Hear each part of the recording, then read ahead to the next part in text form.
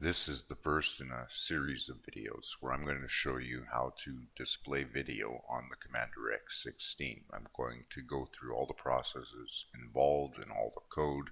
There's no code in this video though. We're just going to use different software packages to get what we need. We need to get source video. We need to get source audio. We have to do these separately because we have to work on them separately. We have to convert the audio into PCM format so that Vera can play it, and we have to convert the video into tiles so that Vera can display it. At the end of this process, we'll play all the video, but you'll be able to play any video using the code and the processes that I'm going to show you. And this might not be the optimum, but it's the way I do it. So, first of all, we've got to get ourselves a source video. We have to select a frame rate and a color depth and a video resolution so that we can determine those values for Vera. We have to figure out an audio bit depth, stereo or mono, and a sampling rate so that we can also enter those parameters into Vera. We actually have to record the video and then extract all of the frames as 256 color bitmaps. We have to use every frame. We have to convert every frame into something Vera can display. So that's our minimum to start with. We have to record the audio separately and make sure that it synchronizes with the video. And then we have to save that audio as a raw PCM data file that we can work on further. So what are our parameters? We need 20 frames per second. We could get away with a lower frame rate, but the lower your frame rate, the more jerky your video gets.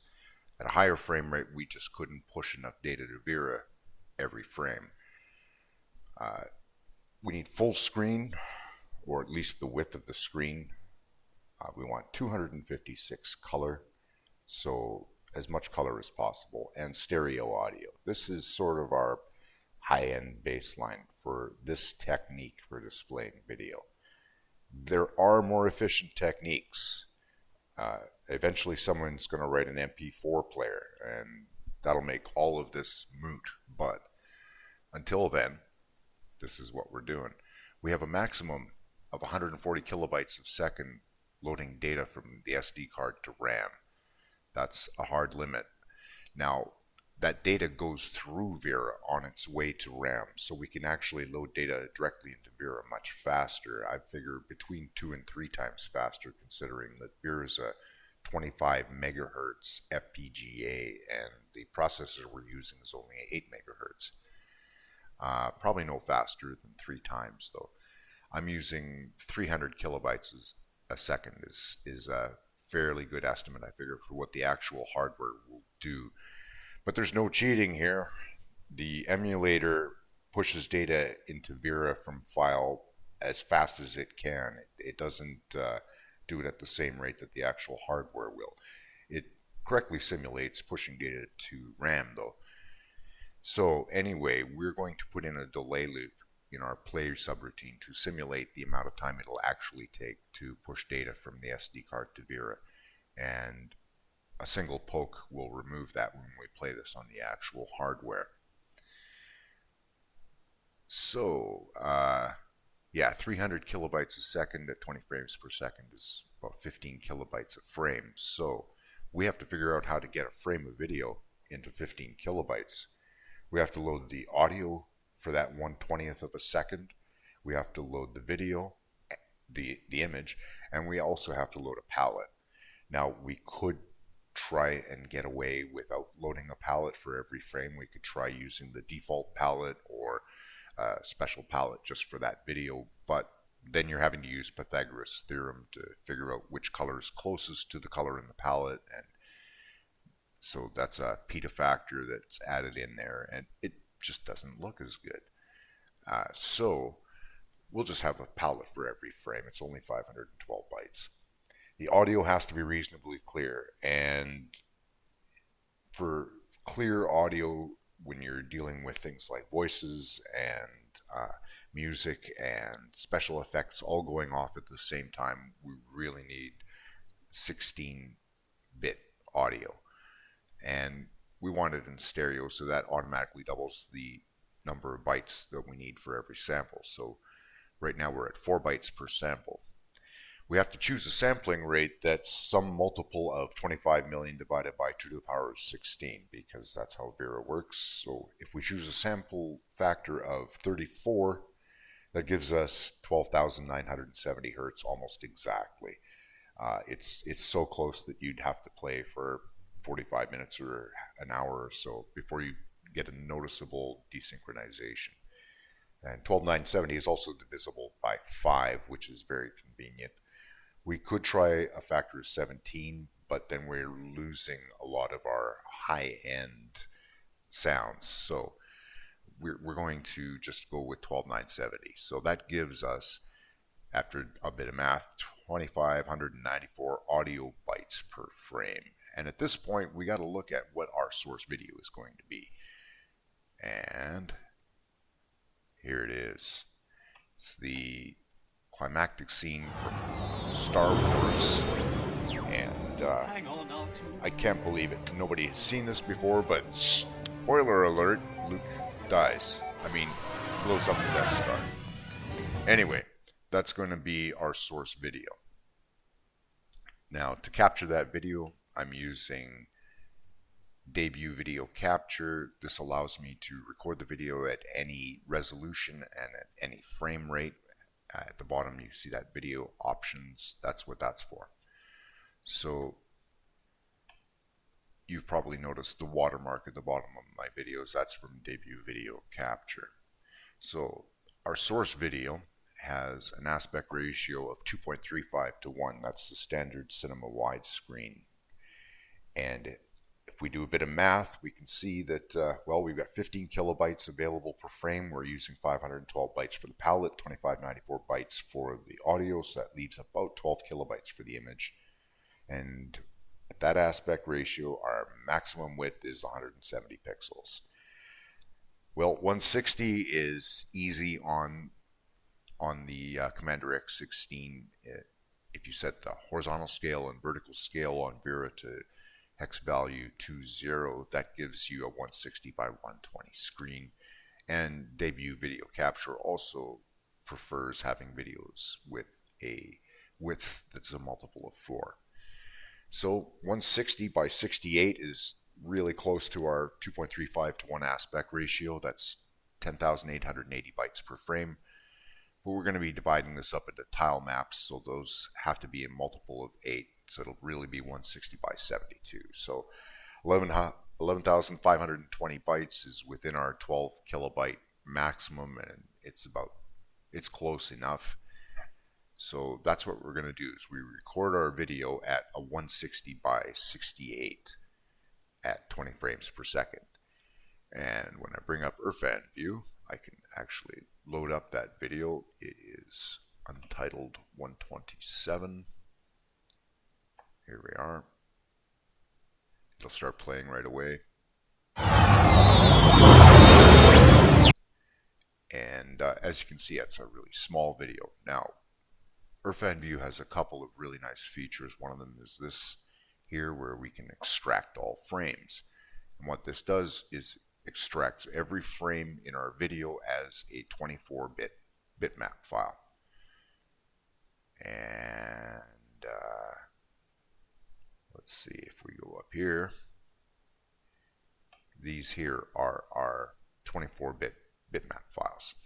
So we have to, well, first of all, these names are unwieldy, and we want, instead of 24-bit bitmaps, we want 256 color bitmaps. So we go back to Irfan View and we do the batch processing, batch conversion rename function. When we bring that up, all we do is look for our folder that has all of those extracted frames. Here they are, and we just go add all. Now, if I go down a little bit here, some of these first frames, you can see that little white blur at the bottom left-hand corner. That's the word play, and we don't want that on our video. And if we go down to the very end, You can see YouTube recommendations come up. We also don't want that on our video. So what we need to do is go to the last frame that's got that little white blur there and make note of it, and then delete all of these by just clicking on them and going remove. And once we've gotten rid of all the frames that we don't want, we're left with 2,866 frames. And that's 2 minutes 23.3 seconds. So from here we go to advanced, and there we can switch to 256 colors, and we can use whatever algorithms we want to do that conversion. And the end result of that, don't need RFN view anymore after that. End result of that is this folder here, and these are our images that we're going to be using for our video. So these are each in 256 color modes, so each of these files contains its own palette, and that's very useful later on. Next, we've got the audio. I recorded the audio separately with Audacity. Hang on now, too. Now you could hear a distinct change in the audio just before C3PO starts speaking, because it goes from a space scene to an indoor scene. Hang on now, too. You notice the hissing from the X-Wing fighter disappears really suddenly, so I make note of that. Next, we bring up Virtual Dub.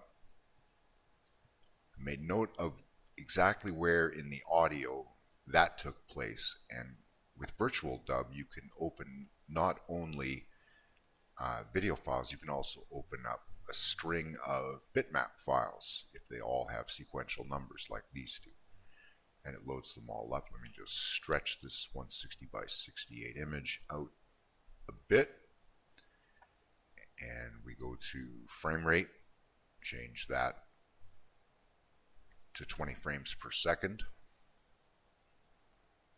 and if I press play, we can see this is kind of what our video is going to look like, although this has higher color depth. It's still 256 color. It's just 24-bit color. We're going to have to convert that to 12-bit color later. So what I did was I played this video and I paused it and stepped through it until I found the frame where it switches from R2-D2 to C3PO right here. So that's where our sound changes. So frame 57 is 2.85 seconds into the video. I went back to Audacity and I figured out exactly where, by zooming in, figured out exactly where that sound change took place. I made note of it, and then I counted back 2.85 seconds, and you can select and remove any chunk of audio you want. So I just got rid of everything before that, and then you can also go to the end and cut off everything after 2 minutes 23.3 seconds. That's what I've got here, is now synchronized audio. Now Audacity allows you to save your audio at any project rate, so we choose 12970 and we go up here to tracks and we resample our audio at 12,970 Hertz, and from that point you can export your audio as a raw headerless signed 16-bit PCM file, and that's what this file here is, swarsodd.raw. I can also save it by exporting as an MP3, and when I do that, it resamples it at 12 kilohertz. And when I bring back up Virtual Dub, we can now add audio from another file, and that is this untitled MP3.